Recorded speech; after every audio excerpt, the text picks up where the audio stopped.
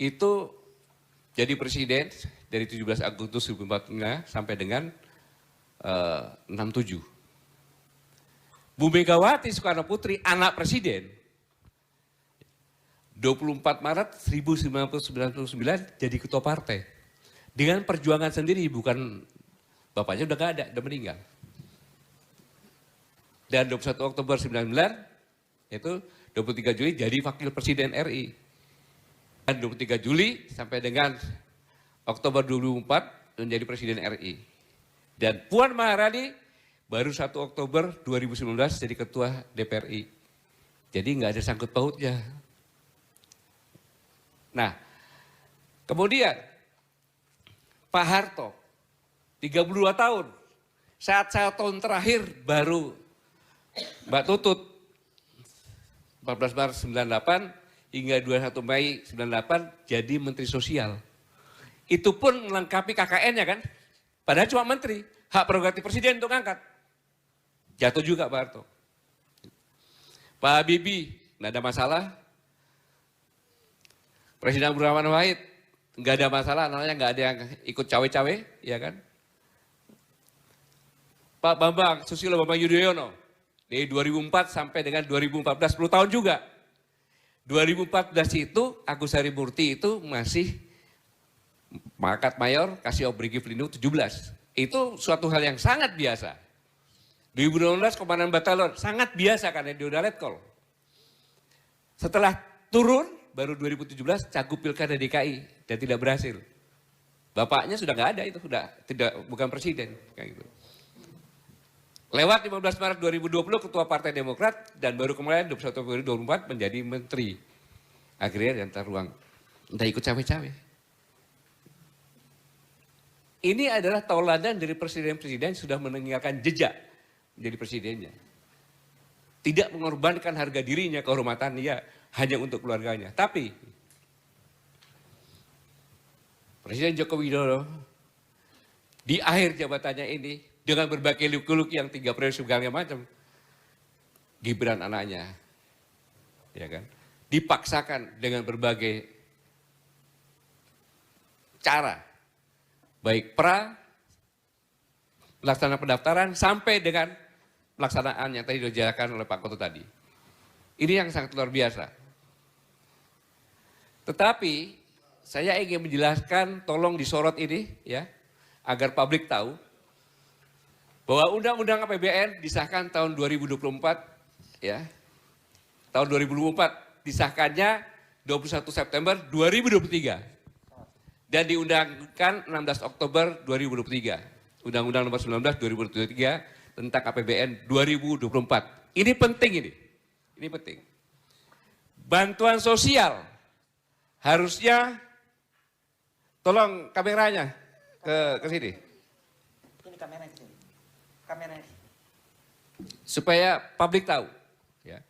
Bantuan sosial harusnya berakhir pada November 2023.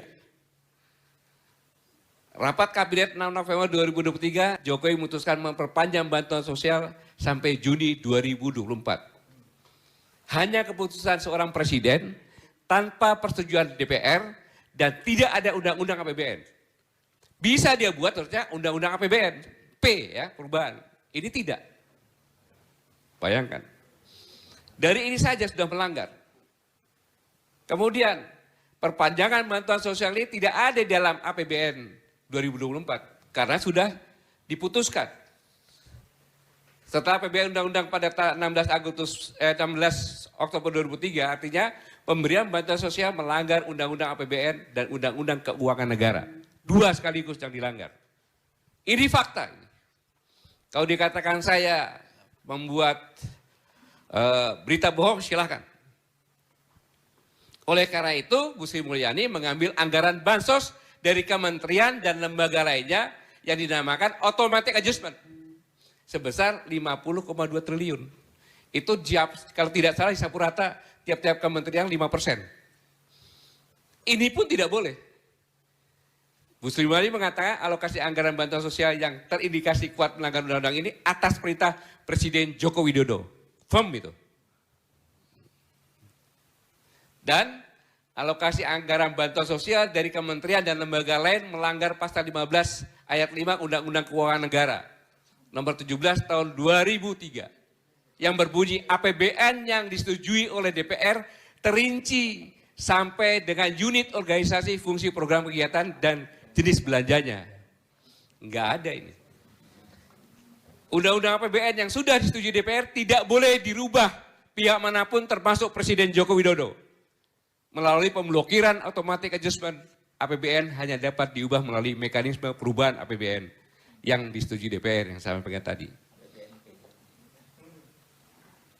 Arahan atau instruksi Presiden Joko Widodo untuk memblokir anggaran kementerian dan lembaga juga melanggar Undang-Undang anti KKN dan penyalahgunaan kekuasaan Presiden. Karena keputusan Presiden Joko Widodo untuk memperpanjang bantuan sosial secara mendadak ini bermotif politik dan nepotisme untuk mendongkrak elektabilitas dan memenangi Gibran. Artinya bantuan sosial dadakan tersebut sama sekali bukan untuk kepentingan masyarakat. Mengapa? Karena itu Joko Widodo terindikasi kuat juga melanggar pasal 5 ayat 4 Undang-Undang nomor 28 tahun 1999 tentang penyelenggaraan negara yang bersih dan bebas KKN.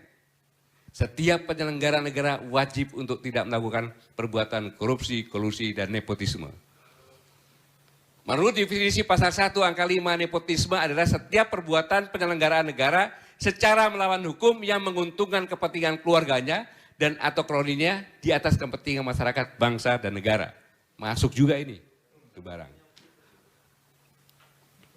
Pemberian bantuan sosial dadakan Joko Widodo termasuk perbuatan melawan hukum yang menguntungkan kepentingan keluarganya, anaknya, dan kroninya.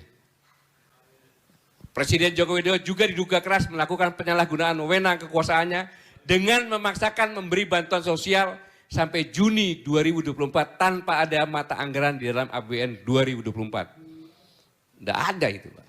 Nggak ada. Keberanian yang luar biasa itu.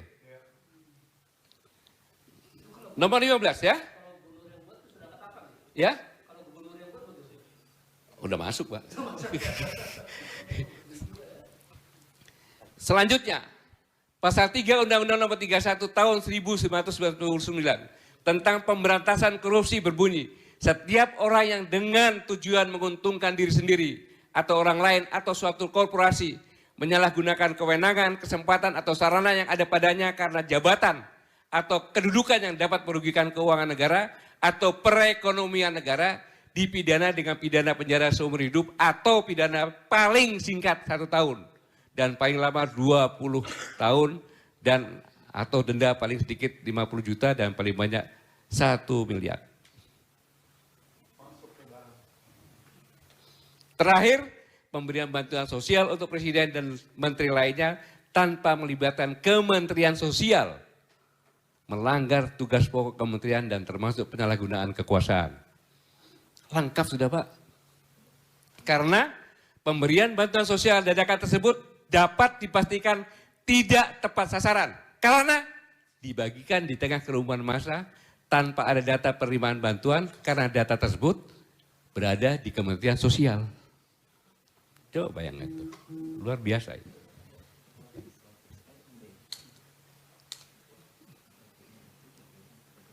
Jadi sangat-sangat luar biasa. Ya saya katakan semua yang dilakukan tadi rangkaiannya jelas cacat moral. Mengapa itu dilakukan? Nah ini dia, Bu Gusnul. Jadi jangan nyalakan quick count, real count jangan. Saya minjem kata-kata Profesor Dahlan. Yang terjadi sekarang ini adalah kebenaran baru. Ya. Kalau kebenaran menurut Dima, Bu Gusnul, orang kampus kan, Pak, itu kan kebenaran berdasarkan fakta-fakta kan, iya kan? Sekarang nggak berlaku itu, Bos. Enggak, kebenaran berdasarkan friksi. Kebenaran berdasarkan friksi. Yang dilakukan quick count kan friksi itu. Mana ada 800.000 sekian, cuma 2.000. Sekarang kalau quick count itu berani, dia menyampaikan, saya berdasarkan saya ambil sampel